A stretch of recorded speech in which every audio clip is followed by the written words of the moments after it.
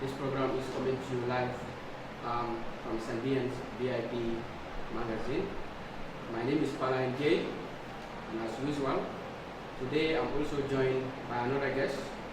And before we start the show, I would like to introduce him. My guest today is Omar A. Baji. He is an EPS lecturer, Education Professional Study lecturer from the Gambia College, School of Education. Omar, welcome to the show. Thank you very much, Mr. Gary. Okay, Mr. Baji, today we are looking at the importance of ECD education.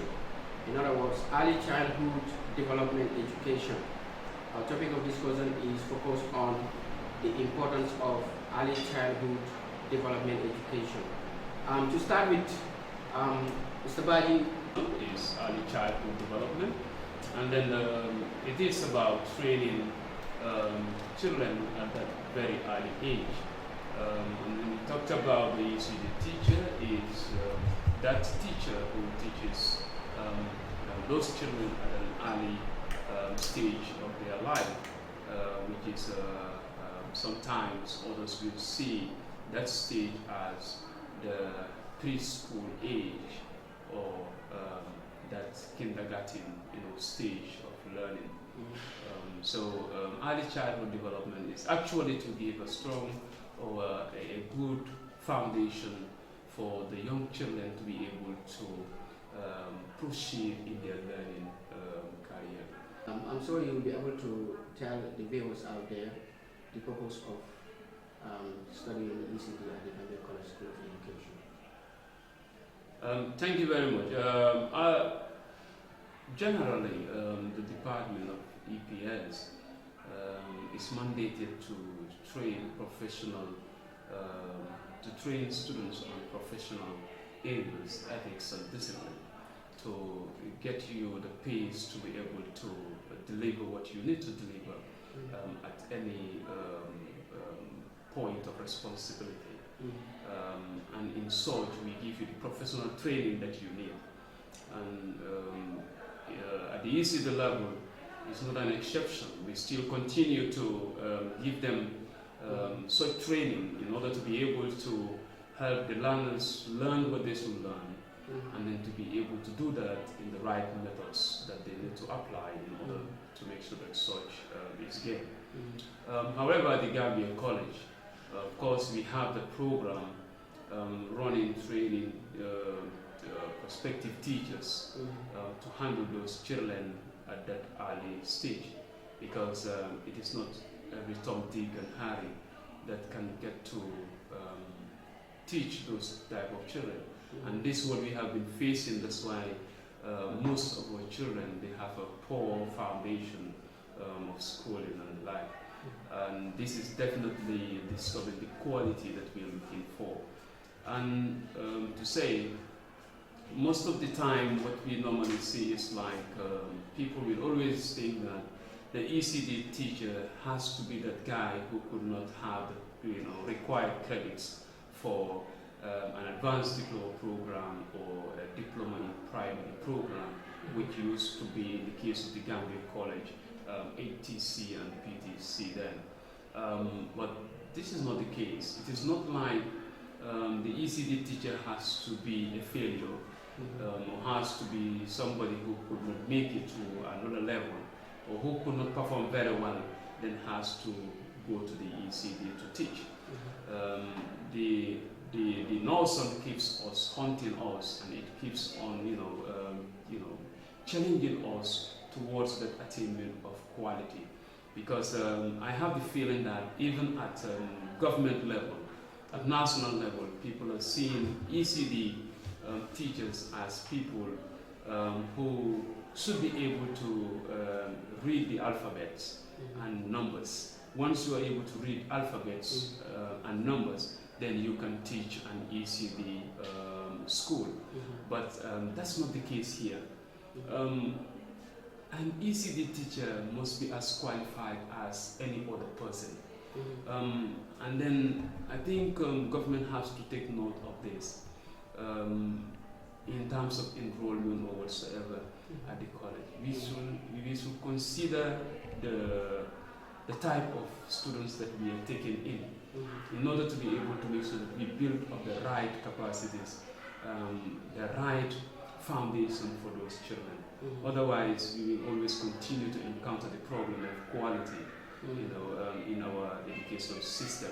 Because if the foundation is not strong, you don't expect those good results that you're looking for. If your measure of quality is based on results. The other thing is like, if you looked at the ECD, actually in the Gambia, yes, we will say that's the notion, but it's gone beyond that. And I could reflect back to 2003 when I met two black Americans who came, and when I asked them, they said they came to the Gambia purposely to have an ECD certificate, and then they tried to explain how significant is having that certificate back in the US there. And then, telling sometimes in the Western world, those teaching in the ECD are even more paid than those teaching in the upper. And you will always find out that that will only happen in a situation where the people, the state understood the importance of early childhood development. And here I think it is given less regard, it is given less attention, because they feel like any person can go out there and start teaching those people in the nursery level, where you only go sit in the class and start shouting A, B, C, 1, 2, 3. That's not the case in most of the cases. It is always important that we understand some of these things, because if we want to take ECD that way, then it's like we are not going anywhere, because at the end of the day we won't have the quality that we need. We need to understand the importance of ECD in order to develop the foundation of our children for a better future. Yes, thank you. All right, thank you very much, Umar Baji. Again, when you look at the ECD program, you realize that a good number of the students graduating from grade 12 who are willing to go in for the program are those that are having average results or average performance. Those with 9 A's, 8 A's, let me say good performance, are aiming to be at the University of the Gambia. What do you think the government of the day can do to at least encourage people to take up the ECD program? Because the ECD program will help to capacitize or build the foundation of education in the Gambia. Mr. Gay, thank you once again. See, I said it earlier. If our ministry is not conscious of the importance of ECD, it will be difficult for them to be able to support the ECD sector. You see, the mindset still remains, because if you believe that the one who should be teaching ECD is like, should be anyone who can just read the alphabet, then you don't pay value to it, because some people don't think it's worth paying an ECD teacher even $5,000. People think like ECD teachers should not earn even up to $2,000. Sometimes you will have somebody who wants to apply, to be an ECD teacher, gets to a particular school, and the guy will say that I can offer you $1,000. And this is because people don't value, people don't understand the importance of the ECD teacher. People don't understand the importance of that level, because this child that you are trying to develop, it's not everybody that can develop such a child. And that is why to say that early childhood development, I will always ask this question. If you are a prospective teacher and you come to the college, you said you want to be an early childhood development teacher, I start by challenging you. Hey, do you think of the challenges ahead? Or do you understand what it means to be an ECD teacher? Do you have the skill? Do you have the knowledge? Do you have the experience to develop a child who is very young, what does the child needs? What does the child lack that you think you can develop? So you must understand these things in life. So that is just to at least pull their legs and then at least try to give them a sense of wow. It's like I am getting into something that perhaps I may not understand, but it is indeed very important. And you come to realize that many a times they will look so surprised. And I tell them, listen, that child who don't know anything, the child who is just, brand put before you and you said you are going to develop that child. What are the aspects that you are going to develop? Challenge them with such questions and the like. We'll start setting them the pace in order to concentrate, be ready for the challenge, in order to make sure that they are able to get the skills and knowledge necessary for the training. And that is where you need to learn to understand, all characteristics and features that are necessary for the development of the child. And that you have to, manifest, certain skills that you will be able to take care of such children and the like. But just to come back to the point, it's like, yet still, the salary attached is very low. So people with 9 credits, with 8 credits and the like, will not be looking forward, they will be looking forward to go to, let's say, apply for advanced diploma or diploma in education. And they will see ECD as a low thing because at the end of the day you cannot be even paid up to $3,000 and so forth. So they will go where they feel like when they qualify they will be earning $7,000, $8,000. So this is why many will, even the good credits, they will not want to go there. So it's still seen as a doping side. Excuse me for that language, but that's what I'm thinking, because it's like if you think like the only option is because I cannot have good credits, and because I don't have good credits, let me go to the ECD and at least have where to get something, so that I will be able to get myself helped in one way or the other. So that is why it's still at that level. And many people don't want to venture in there. But let me tell you, there is no qualification. Even with your bachelor's degree, if you don't have the knowledge, the skills and whatsoever, you cannot teach ECD. ECD needs special training, and that is what we offer to make sure that we prepare them. We normally have students all over, the continent. We normally receive students from Nigeria, we receive students from Sierra Leone, we receive some students from other parts of the world. Like I said earlier, we used to receive students from America, and then other places. Even sometimes I think we got somebody from Lebanon and so forth. So this is it, because our training also, people are seeing the impact of our training, and that those particular people are doing very well. Of course, I would also want to end like we have seen that in the Gambia, the ECD, the government is not playing much role or paying much attention to ECD, and that is why up to today they do not even have a scale for ECD, because to them they are thinking like, if we are going to have a scale for ECD, it's like if we are trying to have a scale for ECD, it's like it's going to be lower than what PTC is paying. What they are paying PTC holders, and which is not the case, because to me ECD is more complex.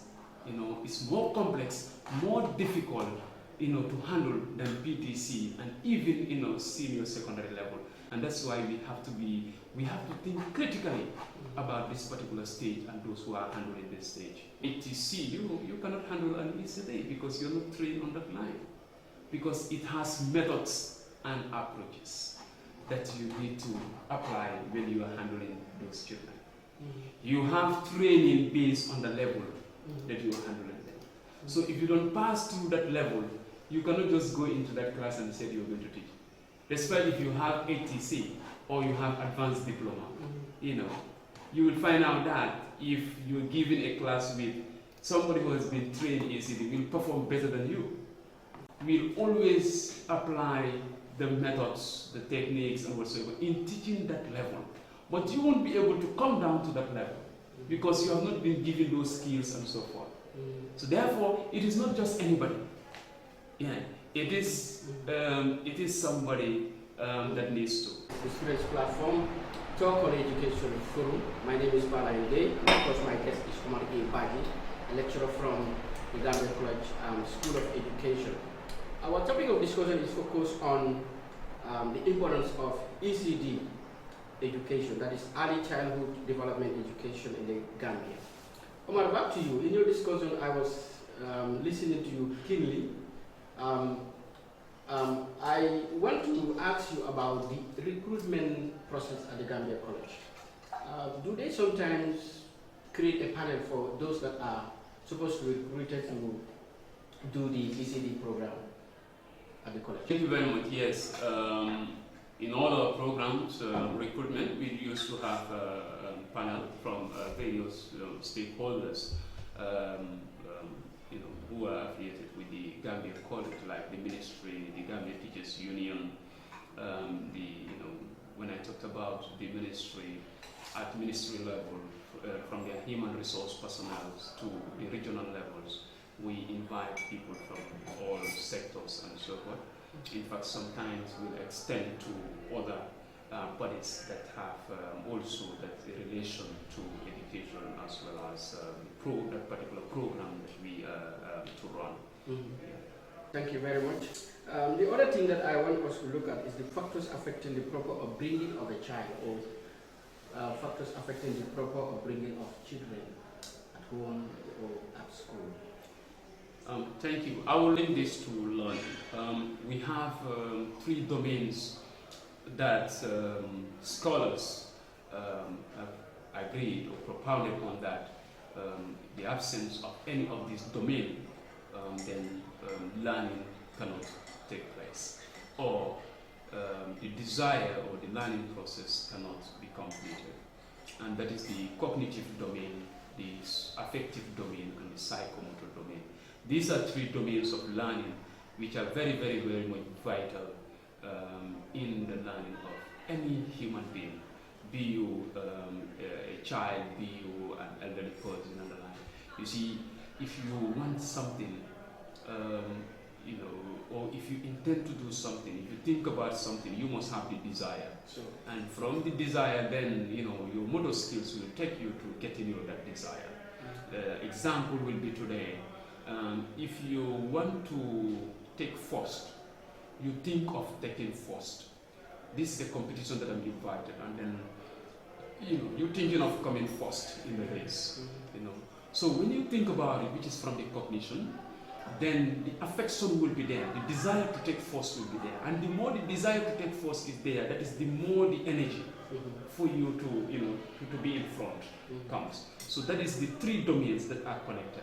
And that's why it is said, once one is lacking, then the desire may not be completed. And this is obvious. If you understand how learning process occur, obviously learning is all about interest and motivation. If you have the interest, then you will be able to what? You will be able to learn, you will achieve what you want. But if the interest is not there, forget it. Even if you are to spend the whole day in the class, you are not taking anything. And that's why learning is about interest and then motivation. These are 2 key important aspects of learning. Now, to look at that aspect, actually, if you looked at the training, the upbringing of the child, you have many factors, and you have environmental factors, of course. You have cognitive factors. You have probably what I would say the society, because when you talk about the environment, it will entails a lot, but we can specify it in different aspects, and then bring the society here. And the nutrition aspect of also is another thing. You see, if the child is not well fed, it's a problem. The cognitive domain will not be strong. Yes. The child needs good food. the way you feed the child and the like. And sometimes I used to tell my students that, you see, we need to understand, family health education is very important. Psychologically, you will understand that the human being is created, in a very special way that science cannot explain all. And we have to understand. I used to tell people that, you see, the right breast is where the food is, and then the left breast is where the water and other things are. So if you have a mother who do not understand this, and we always pick the child first to start with the left breast, you realize that the child keeps on drinking all the time, especially when the child is very young. You understand? The child will keep on drinking all the time, and as that is happening, you will come to realize that the child is not eating. So there is no nutrients that the child is taking, the child is drinking. So the best thing is when you lift up your child to breastfeed, give the right breast first so that the child will eat, and then give the child to drink. That is the left breast. So you start with the right breast. That is it. But if you keep on always giving your left breast because that is the way you are used to, and like you will see as time goes on, your child become malnourished. You will not understand. The child will be prone to certain sicknesses and so forth. And all those things affect the development of the child. So these things needs to be understood in order for the family, for the mothers to be able to bring up their children, and then their brains will be strong. Because once the child is healthy, then the child will be able to learn properly. But if the child is not healthy, then it's always a problem. You come to the societal influence, the way we bring up our children. We have to understand that these three domains that I'm telling you, they are connected. If a child is moving within 0 to 5 years, I used to say that a child should not be beaten.